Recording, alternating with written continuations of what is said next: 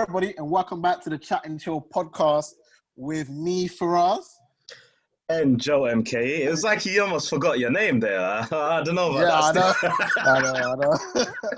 It's been a while, innit? It's been a while, so we'll allow you. It's been a while. Shout out to the post-quarantine, man. So it's been a long time man. We're in the streets again, you know. We have a special guest in the building, man. One of the brothers holding it down for the black culture, man. Name Cat. You know what I'm saying? He's really holding it down. He's making big moves and big steps. A big shout out to Leo Powell. Appreciate that, bro. Thank you so much, man. Thank you for having me. You know what was there? I was hoping I said the name right because normally I ask. I forgot to ask. You can't really get that Leo wrong, really. You can't really mess up Leo Powell, so it's pretty lucky there. But anyways, how you been so far? And in terms of like post quarantine, like how's it been for you? Yeah, it's been good, to be honest. I know we had the quarantine period, and you know, it can either go left or right. You know, married and a daughter and so forth. So for us, it's been precious time, man. You know, with the family. And my wife and I have been able to juggle our work commitments, which has worked really well. You know. My daughter's pretty, you know, she's a smart girl. She's going to be 8 soon in December. So, yeah, man. So she's been good though. She got her head down and did her work, and it wasn't that we had to force her to do anything. She was working, and that makes it easier for us, you know. So. I think quarantine is interesting because I feel like it taught everyone that, hey, you can be at home, you know. Cause normally the perception is that when you're at home you're lazy, but you got companies now coming out saying, hey, if you want to stay at home, do your thing. Like you survived for like 3 months anyway. So no, it's a funny time. It's a funny time, and obviously you being a teacher as well.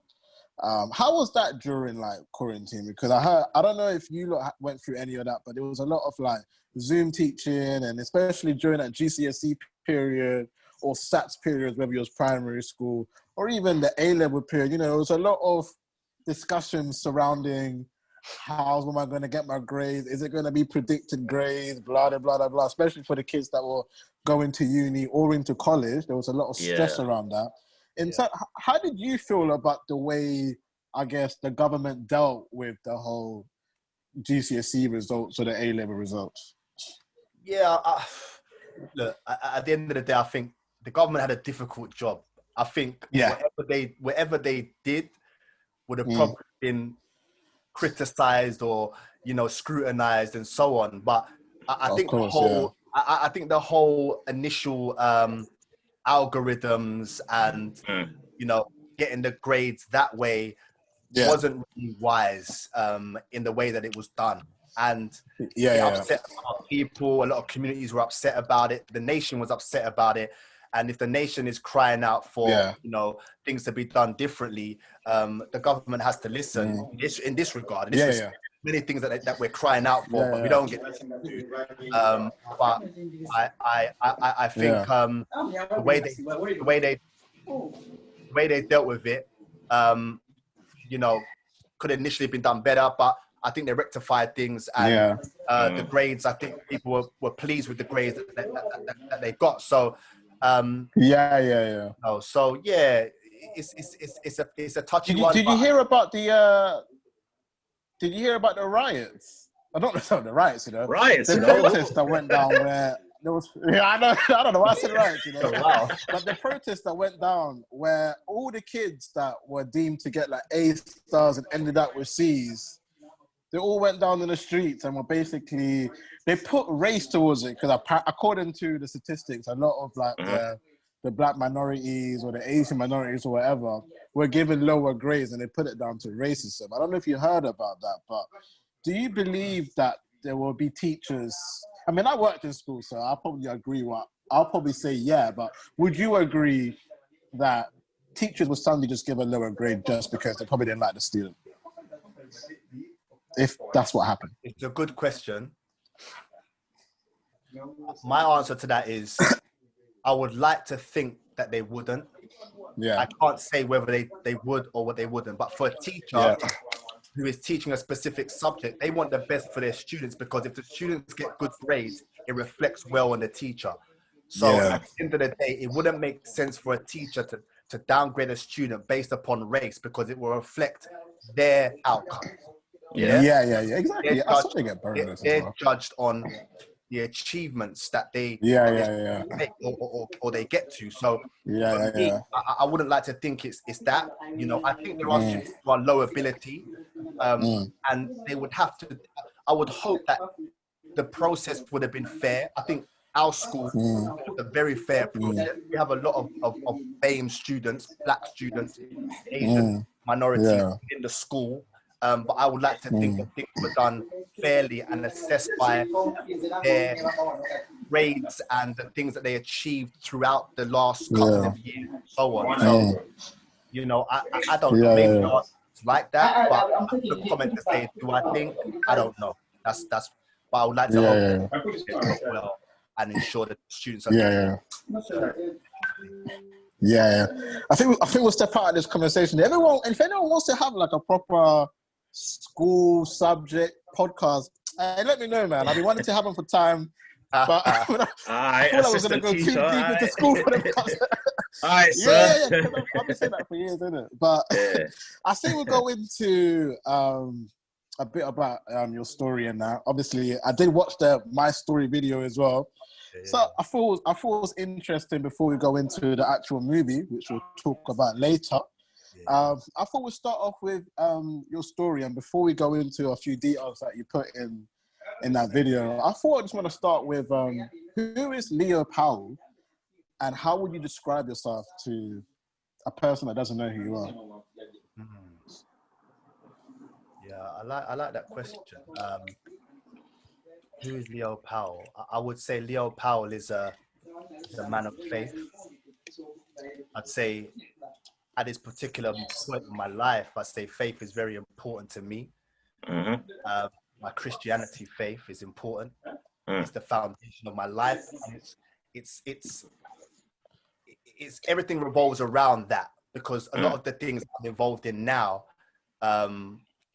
because of my walk now with the Lord, it has been, because my life was very different before. So when I was saved, that's when my life changed, and that's when the trajectory of my life went a different way.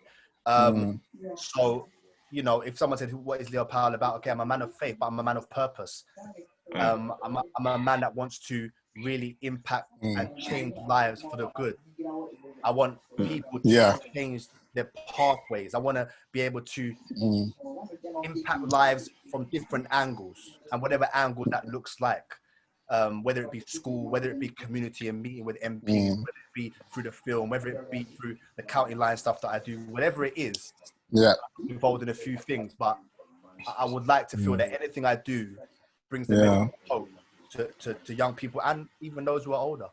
Yeah, well, you say that's what kind of inspires you to like be a teacher, is to like, you know, help change, whether that's a young person's life or even getting their grades from, like, I don't know, let's say they get an E, but then you manage to get them up to a B. Is that something that kind of inspires you as well, by teaching the youth, whether that's about the street life as well, giving them your experience that you've gained through your life? Definitely. I mean, you know, I've got less than 5 GCSEs. I don't even teach a subject. You know, I was originally a pastoral support officer in St. Ignatius, and then the opportunity came to become a head of year. But for me, wow, yeah, I didn't even know that was possible, because when I was a teaching assistant, I didn't pull up there with hella grades. I thought it was in a dumb spot, but you end up just because I'll be serious. Like, I didn't think I could fit. This is so news to me, yeah. And then all the other teaching assistants, they were like, they went uni. I didn't go uni. They were like A-star kind of student. I'm sitting looking at, when it comes to maths, I don't know what's gonna happen. They have mad letters at the end of their names as well. I can't even lie. I'll be silent in maths, you know. Let's talk about maths, man. Serious. I'll collect in my corner, and then I'll be like, when the kids come, I'll be like, this is intense. if I didn't know it, it was embarrassing, man. But luckily, like the levels is because I was doing year 7, year 8. I kind of got away with it. It wasn't like GCSE year 11s. I kind of got away with it. It wasn't too bad, did it? But I was sweating the first week I was there, man. I can't even lie. I would be too, man. There was one thing that was really interesting from your story, which I did highlight here, which was from the early upbringings. Your father committed suicide. Yeah. And I thought that was really big because, you know, it's one of those conversations that we discuss every day, especially with the whole mental health movement now growing day to day. Did not having a father have an effect on how you grew up? Obviously, I understand that you had a stepfather, I believe, at a certain time, who took care of you. Yeah. But in terms of having your own father and then finding out so late what really happened, how did that affect you as a child who, you know, father's meant to be the hero to a lot of kids. So how did that kind of affect you growing up? Yeah, I think because I knew that he had died, and in primary school, you know, when you're in primary school, everyone's cussing at your mum, everyone's cussing at your dad. And I would let my mum thing go, but if someone would cuss at my father now, I'm looking to start fights, you know? But they don't really know the kind of what they're saying, you know. My dad's not around like that, my real father. I'm grateful for my stepdad, of course, like so grateful for his life, but you know, so I always had that kind of burden that was just sitting there, kind of, I wish I knew him, you know, I wish I knew what he sounded like, and you know, I'm a son, so of course, father, do you get what I'm saying? So I love my stepdad and that, but I'd love to have known my real dad, you know, and for him to see me growing up and all these things. And then when I found out, obviously, that he had committed suicide, it was quite a big shock, you know. I was in my teens, around 15, that sort of age, and yeah, man, I was shocked. I was thinking, raw, and I saw newspaper cuttings, you know, my auntie, she kept a newspaper cutting that said, wife sees husband burned alive, you know, and you know, it's a big deal, but I try not to dwell on it too much, but it definitely would have had an effect on me growing up. And mentally was there, so something could do something, and it could cause anger to spill out or change of attitude. So I really do appreciate you sharing that, because that's not like an easy subject. So I think still I appreciate that. Do you feel like, why do you think men struggle to discuss mental health in general? It's hard because it's male masculinity, you know.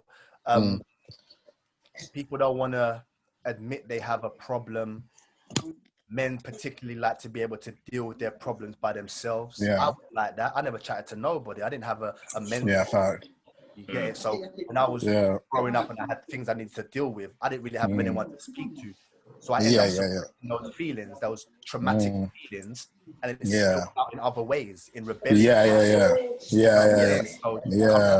you become erratic in certain actions and thoughts and feelings. So, you know, but what I've seen when I've mentored young people is that I try and be open, especially young boys. I worked in film, you know, and you know, you want them to be open with you to kind of unlock those things that they're holding in their mind and in their heart.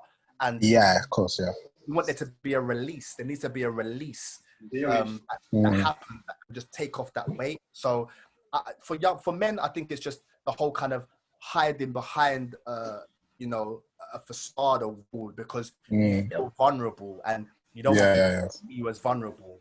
And especially on the roads, and these guys on the roads, and that, they don't want to look vulnerable. You know, they don't want to look vulnerable because they've got the image, they've got the reputation that they have to uphold. So even more so, they're not gonna feel their truest feelings. You know? Yeah, no. That's facts, man.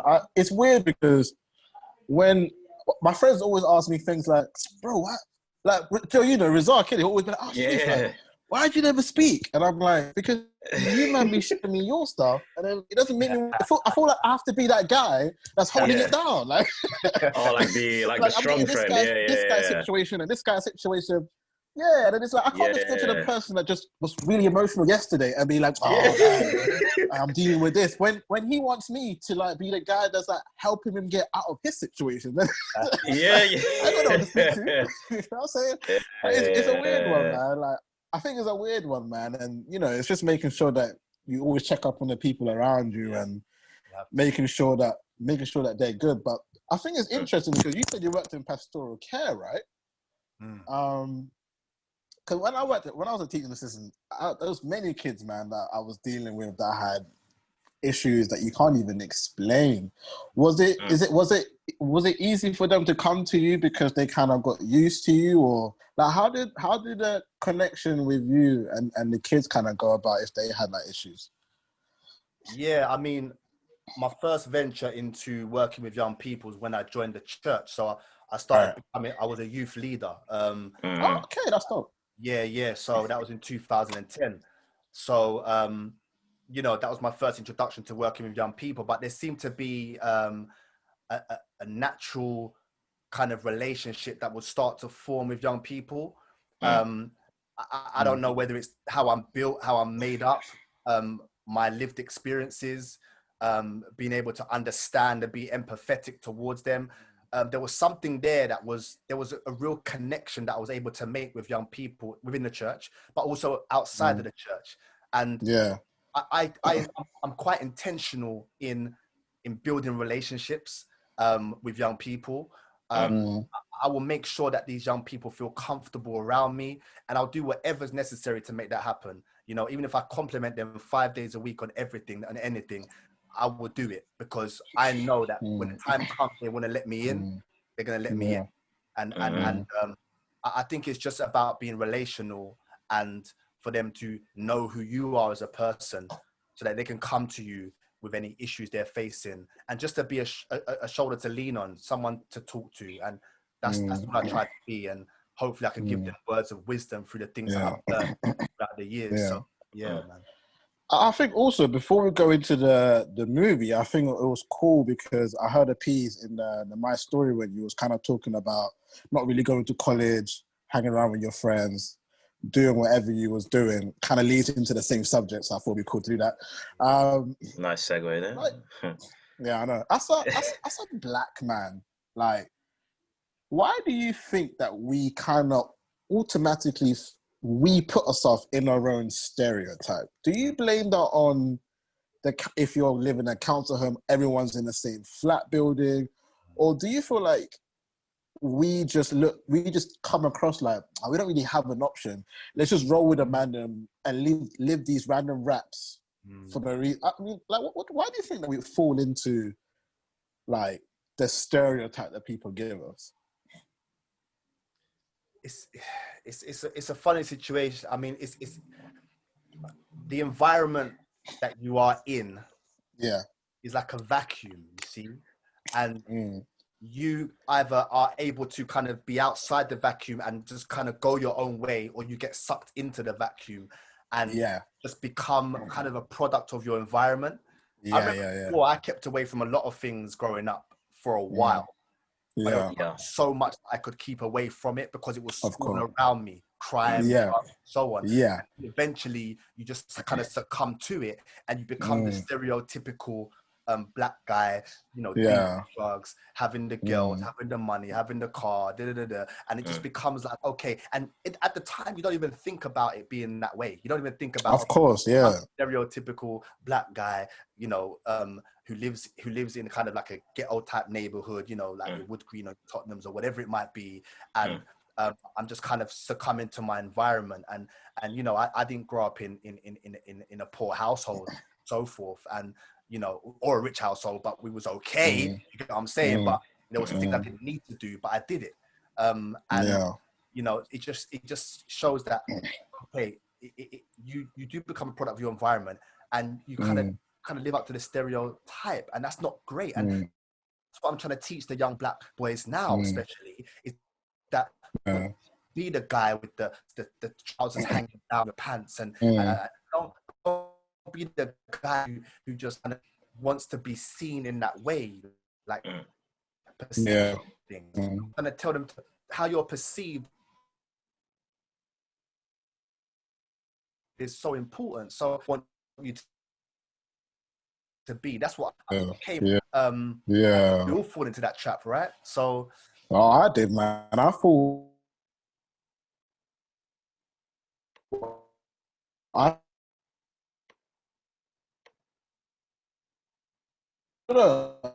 asked them,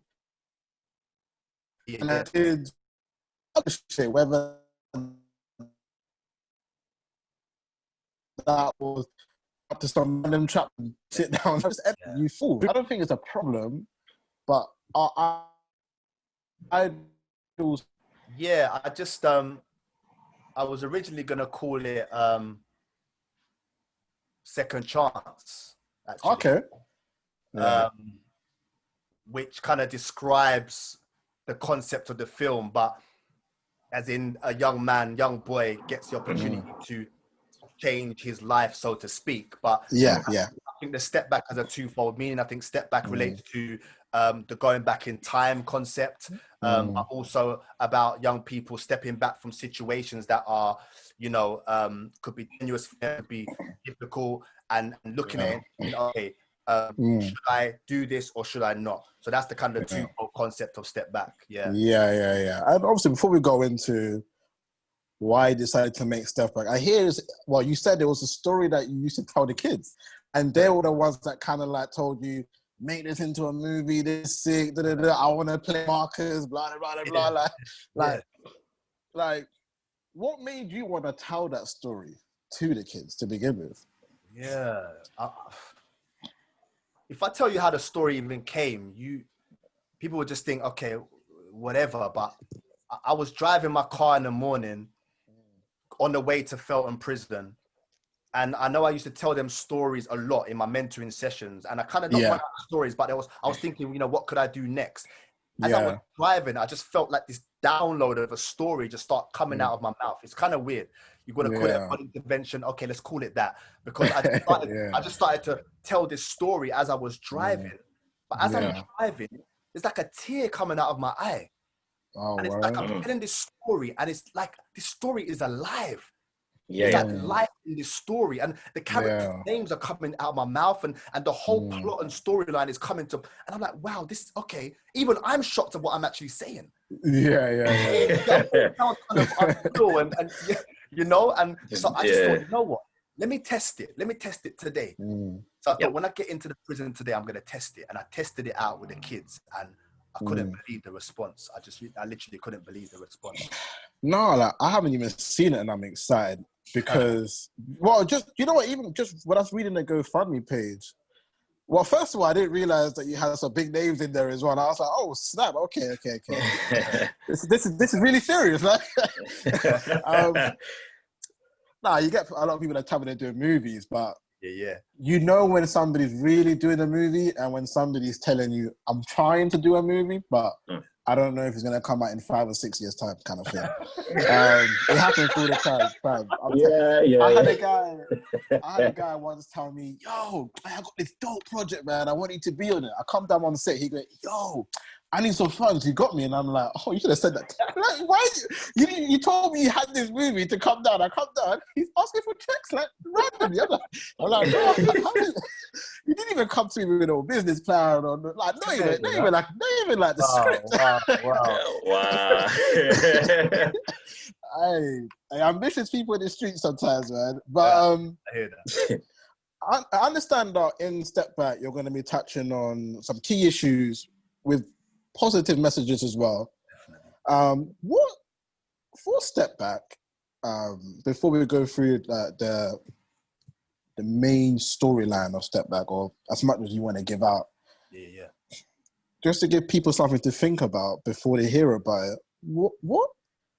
How do you want this to impact the youth or the older generation? And what's the impact you're looking for through Step Back? By that, I mean, anyone can make a short film. Anyone can make a movie. But why your movie? Why should we come and tune in? Like, why Step Back? I believe that this concept hasn't been done before. Okay. I believe the whole going back in time, if you want to call it an urban street film, it's been done before. And what will appeal to people is, okay, we can see the sliding doors effect. This guy ends up, dying, but does he actually goes back in time? And now we're getting to see from a different, we're seeing the normal narrative in the beginning, but now we're getting to see a different narrative, which is the narrative that we want to see in our young people. And no matter who watches this film, you're going to reflect on your own life and say, raw, you know what, even the 30-year-old will say, raw, I get that, because when I was that age, I made some wrong decisions in my life. And it cost me, it made me go around the long way. Like myself, it made me go around the long way until I got to a certain point in my life. And that's what I believe it can do for the young people. It can help them to assess their lives where they're at right now. Or it can affect the older one who says, right, okay, I get that. But even now, I've got some choices I need to make. I need to pack. You get what I'm saying? No, I can definitely tell it's different. I'll tell you why. Joe, you could comment on this as well. All I do is critique UK movies, fam, all the time, and especially street movies. I don't give them much. I don't feel like there's much hope in our industry because I just find them too repetitive. You had Kidhood, I think Another Hood, and then Brotherhood. I mean, after Kidhood, I feel like it should have just stopped there, to be honest. And then we had Rapman Blue Story. I really enjoyed the YouTube series that he did, the short film. That was so hard. I think that was wavy. It wasn't called Blue Story then. It was called Shara Story. Shara Story, yeah. And then Blue Story, the movie, was okay, but I felt like I was watching Shara Story. Which is because it still had the rapid element. I understand that was cool. So when he got signed up, they're gonna want to see that same. Like I understand, it's like when you do music, you sign to a label, they want the same thing again. They're gonna repeat the formula. But I felt like he should have carried on with Shara. I don't know. Maybe he couldn't, but it ended with a child died. He could have just. I don't know, the movie could have been Shara Story, the movie or something.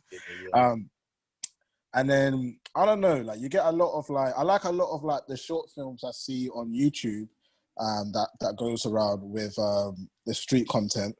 But reading your content, it just felt like I was reading something that I haven't really seen. I mean, we've all seen what happens in the streets, but I think the positive message was cool. You only really get that on YouTube, not necessarily in movies. And I think that's something that made me go, oh, it's more than just a street movie. This is something where it can educate a kid. You know, like you said, it could have been called Second Chance. It's understanding that, look, you can make these it can make people think. If you do this, rewind back, you could have done this instead. I think that's something different. Appreciate that, bro. You know what I mean? That alone is dope. And, you know, I commend you for finally doing something that I've been waiting for. It's something that isn't linear, Yeah, because all I've been saying was, bro, I can watch Kidhood in 10 movies. I don't need to watch any other movie. That's why I was asking you why you're a movie. I kind of knew the answer anyways, but, you know, I got to ask questions, didn't it? And in terms of Step Back, how has the process been? I know you had a GoFundMe page. How has the process been going so far for you, trying to do the movie Step Back? Listen, from the moment that I kind of had the meeting with Little Drops Productions, who are doing the production. They also did the film Armani. Yeah, that got 1 million views in 2 days or some crap, right? It was crazy, though. I saw about that. So that got ratings, but I know Armani as well, and he's doing a great work out there. So I actually spoke to Armani. I said to him, listen, you know, I'm looking to do this film, and he was like, yeah, man, hit up, you know, Richard and his team. I was like, yeah, okay, cool. Met up with them, spoke to them. And at first they thought, when I started telling the story, they thought it was just a typical, typical story, typical narrative. But then they heard that the guy goes back in time, and now that opened. You get it? Okay, what is this? And then at the end of it, they were like, listen, we want to work with you. We love the concept. So then we basically got the script written. Temi Youssef, she wrote the script because I gave her the vision. I gave her the kind of everything that she needed to put the script together because I couldn't write the script. She did a fantastic job. And then it was up to me to sort of find some actors. And, you know, I had a vision in my head of kind of the people that I wanted to be in the film. Then we set up the GoFundMe page. And to be honest with you, in my head, I was thinking to myself, I want to get the funds in as soon as possible. You get what I'm saying? I want to get it within a few months. But the first month or so was going well. But after that, it kind of died off a bit. But the Met, they basically, I pitched the film to them. Yeah. They came through, bro. They wanted to fund the project. And they came with a large majority of the money for the project, which means that we now have all the funds to go ahead with this thing. And the process has been beautiful, man. It's been good to see how everything works. It's great working with Little Shots Productions as well. Working with them. Yeah. Actors, we've got auditions this Saturday. Saturday, I don't know what date that is, at the 21st or whatever it is, or the 20th. I'm not sure what date that is, but yeah, man, the process is going well, and I thank God. I really do. Do you have a shoot date yet, or have you already started filming? Yeah, we're looking to film at the end of October. End of October, yeah. Also, very soon. Yeah. You know, just over a month. End of October. Yeah. So we secured a lot of locations, and we've, you know, things are moving in the right direction. You know. I respect that. I can't even wait for it myself, man. I can't even lie. Talking of step back, Marcus seems to be the main focus. 16-year-old boy, caught up in the gang culture, ends up in prison. Obviously, comes out. Oh, sorry, rewinds back, should I say? Talk to us about Marcus, the character, and what you hope his story gives to the audience. Like, how do you want them to take the Marcus story? What I want people to see is a guy that's caught up in the gang culture, and he has a certain personality. Yeah. Marcus is very much a family man. You know, his mom and his sister are very important to him. But so are his friends and his gang lifestyle. But he's like a hothead, you know. He's a hothead as well, and he can just lose it in a moment. And you know, he's gained a reputation and so forth. But what you see is, as he goes back in time, you start to see him change. Are you with me? And that's after the stabbing, right? When he takes his last breath. Then he kind of, I just want to make sure I remember the story myself. Yeah, well done, bro. You done well there. Yeah. You've done your research, bro. I can't do it any without it. Love that. Yeah, so he goes back to 15, and then follow his journey from there. And there's some beautiful things that happen, you know. Some interesting things happen whereby he gets to make some different choices in his life. And man, I can't wait for you to see it, don't say too much about the story. That's what I'm not really saying about myself. Hold it back. Casting is a really big deal. I mean, I've done some short films myself. I worked on a couple of projects. You got some very credible names. You know, Xavier Russell, Curtis, Angie Lamar as well. How was the process for you casting? And for people that want to do short films, also, when you say that story, how do you think people should go about casting? Because I think that's one of the conversations that a lot of young cats have. They struggle to find people they want.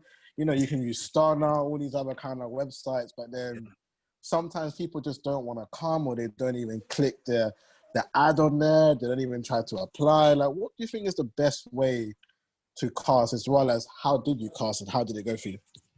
Yeah, I think for me, I knew that there was 3 main characters that I needed to secure for the story, for the film. So obviously Marcus, there was kind of Marcus's best friend in the gang. His name is James, and the mum. Yeah, his mum. So I wanted 3 good actors that people would know. But what was important for me is for people to know the heart of the film. and for the reason not to be about how much are you paying me, but what can this film do? Yeah. You got to understand, 2 out of those 3 said no at first. Yeah. So they had said no because they just thought they hadn't read it through properly. They hadn't understood what the film was about. And I went back to them and said, listen, can I just talk to you about the film and the idea behind it and show you the concept of what I want to do with it? And once I took them through the whole process, the film and so on, they were brought into it. And these are 3 actors who believe in the film and not about the money. And there are actors out there that will be about the film and its purpose. And you can put any film out there. We've seen some films, and they're not all that, because the messages, we see it all the time. There's nothing productive that could come out of watching it. But I really want the film to have a message that will really make an impact. You know, I could have done a story of my own life, maybe that might have had an impact, but it's not about me. Yeah, of course. People that watch the film can do so. You know, casting's important. We got auditions on Saturday, like I said. So we still want the right people. I have a vision. The director has a vision, and we need the right people with the right attitude. You know. Okay, so if anyone wants to come to your film, where should they go? Well, applications are closed, unfortunately. Oh, okay. Yeah, I thought you said you were still casting for some reason. No. So we basically, the auditions are Saturday. We had applications. Oh, audition. Yeah. Unfortunately, it's closed. But you know what? We're looking forward to Saturday, securing all the actors that we need for other parts. But it's. I think you've got to have the right actors with the right attitude. And if it's all about the money, I call out other people who agents were all about the money. Yeah, they always are, aren't they, these days? But the actor wanted to be involved. Yeah. It causes issues. Are you with me? Yeah, because they want to cut. That's the problem, isn't it? Agents want to make a cut, so they're going to try and do everything they can to make sure that their client doesn't do something. But once somebody likes something, you can't stop them. So if they feel it, which is crazy because they, you had some notes on there from what they said. Xavier said he was moved by it, the story, and they told you via video. And it was like, just reading that little piece made me realize that it is the story that sold it to them. It's not like he's just been given a script. I don't know, let's say it's a Blue Story script and it's like the budget is 10 million quid and boom, boom, boom. You know what I mean? It's nothing like that. This is a project where you really have to be into the project for the project, not for a payday. Because at the end of the day, these short films or the movies that I believe have a lot more authentication in the UK are the short films that aren't having the greatest of budgets, that aren't the tens of millions and thousands, because, it's just a bit more real.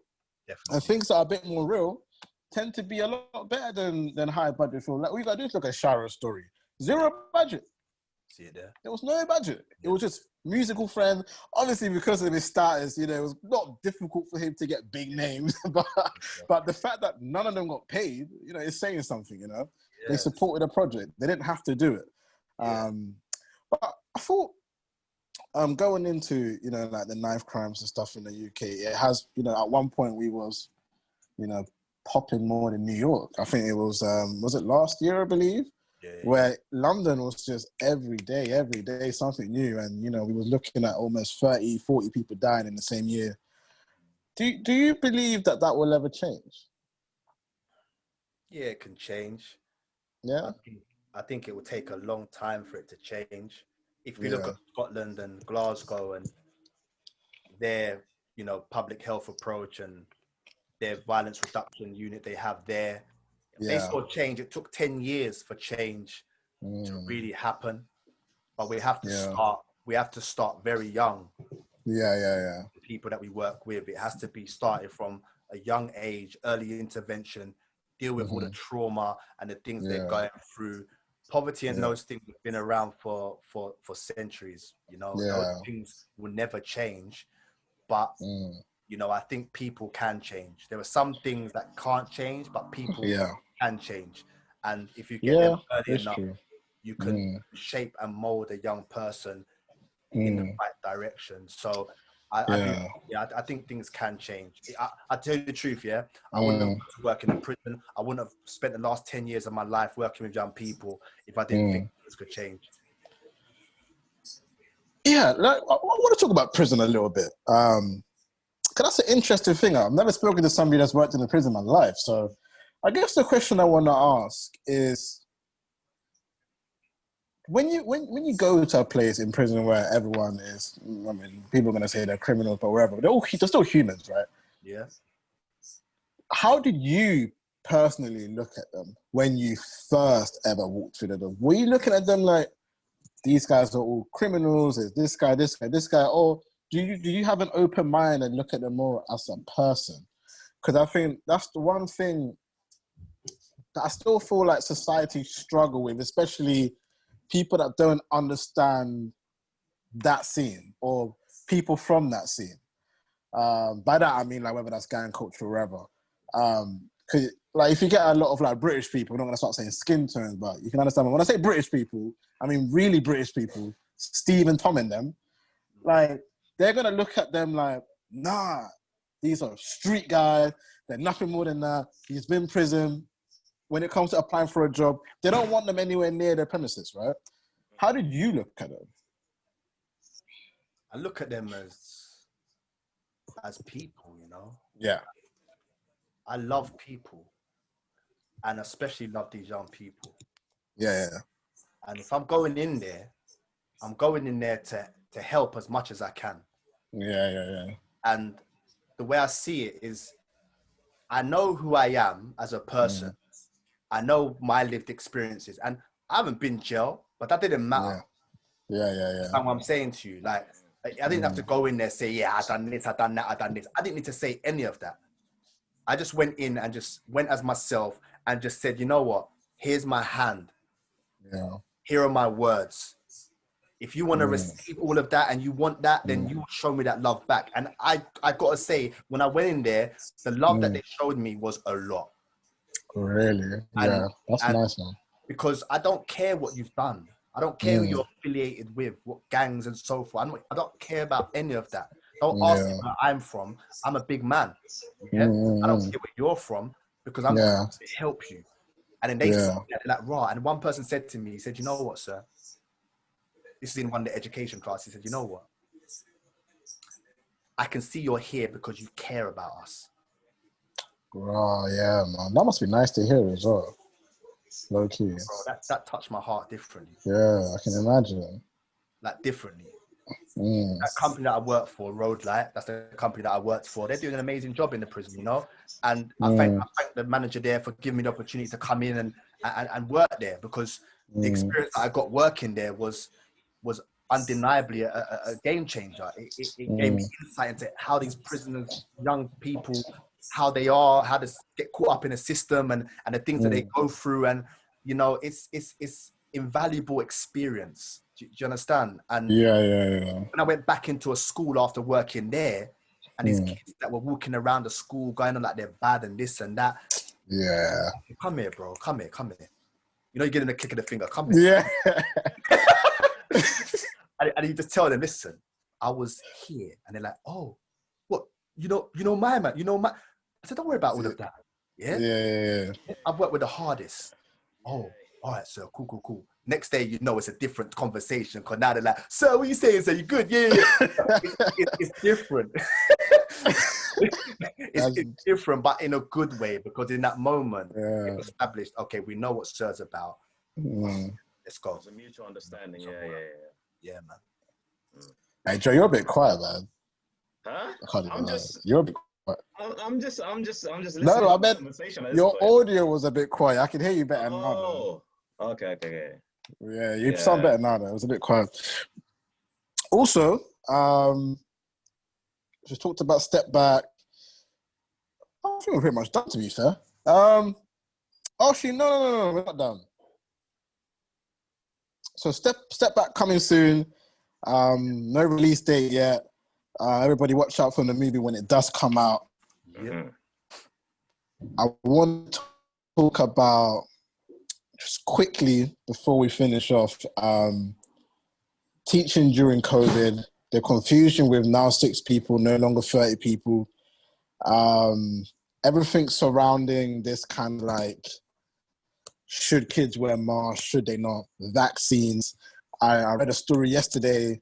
There was a girl that, she had a cough symptom. They gave her some random vaccine. Her parents didn't know about it. She's complaining about it online.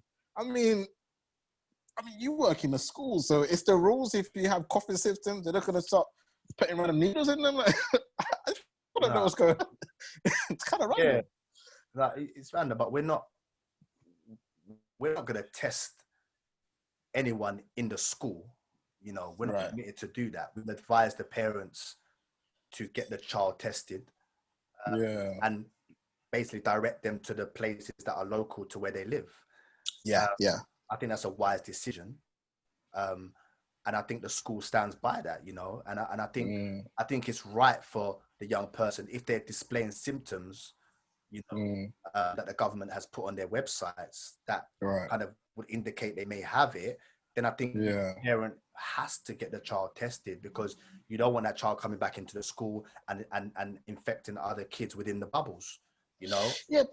Do you not think that now having a cold means stay at home? Because we all know school culture. Once you cough, the Rona is going to be the joke. No. Oh, you got the Rona. And especially if you're a kid that gets bullied all the time, you don't want to be now the Rona kid. No. You know what? But that's how it is, isn't it? My man coughed, Yeah. But even Joe, when we chill, if one of us cough, it's, you got the Rona. But we're adults, we're gonna take the joke, all the time. In secondary school, fam, they're gonna be like, it's got the Rona. If it's at mid school, if the girls aren't feeling your number, it's peak. Like, that's how I'm seeing it. I can just imagine people going, I got a cold, let me just stay at home. Like, isn't that? You don't feel like it's just an excuse to stay at home now? I think there'll be a lot of kids that might try it. Yeah, Mom, I don't feel too good. Let me give you an example. So my daughter, she was coughing a little bit. But we phoned her primary school and just said, she's coughing a little bit. We don't think it's this. We think it's a cold. And the school just said, you know what? Check the temperature. If the temperature's not high and you feel that she's okay coming to school, then send her in. Now, I think that's wise, because I think there are particular symptoms that will indicate whether or not there's corona there. And I think as a parent, you have wisdom as well to say, okay, do I send my child or do I not? Because the child's been off for 6 months, all right? Yeah, that's a problem.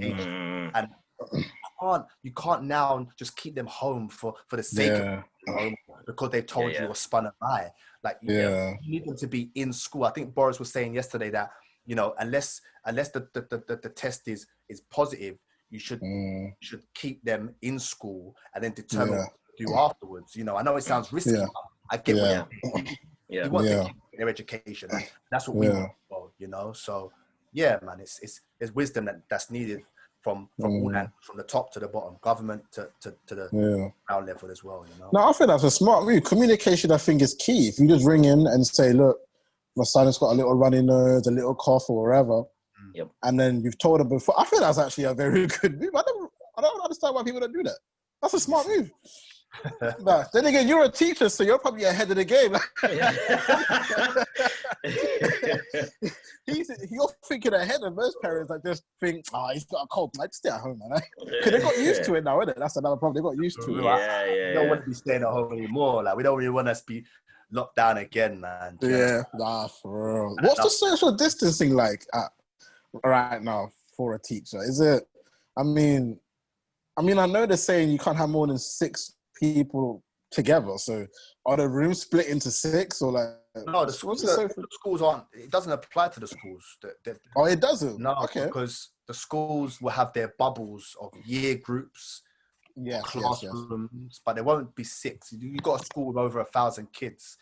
There's no way you can have bubbles of 6. So you'll have. And do they wear masks and stuff? Some kids wear masks, but I think some schools' directive now will be that in the corridors and in classrooms, all the kids be told to wear masks. Some teachers are wearing visors and some are not. Some are wearing masks, some are not. But I think being inside, now think they might be told to wear masks inside, not necessarily outside, but inside. But when you're surrounded by so many students, I think there's wisdom there, because you, in the corridors, they're very tight. Do you understand what I'm saying? Yeah. We remember those days. Like we've got one corridor is maybe like 1 year group in different classes, and that year group could be 150 kids interchanging classrooms and so forth. It's working, but you know, you've got to try, and the distancing with the kids is hard, but you know, try and do the best you can whilst you're in that. Look at our nurses and so forth at NHS, you know. Yeah. They put their lives at risk every day. For real, man. During that whole COVID period was crazy, man. Listen, if they can do it, we can do it in the school. We can do it. Yeah. Nah, it's true. Now, big shout out to you, Leo, for coming down on the podcast today. That, brother. This is the segment where you basically tell everybody where they can find you, your socials, anything else you got coming up, but step back, anything you want them to know about, give it away, man. I appreciate that, man. Thanks for having me again, man. I really appreciate it. I've enjoyed the time as well. Welcome. So you can, appreciate that, man. So, social media wise, just at Leo Powell on Instagram. That's probably the platform that I use the most. And I've got a website, www.leopowell.co.uk. You can see about some of the work that I do there. Step Back, it's all about Step Back right now. You know, we're going to film end of October, and we're aiming to finish the film produced and ready to view mid-December this year. So mid-December 2020. Also, before you go, I need to know, County Lines, are you having another event soon, bro? This shit looks wavy.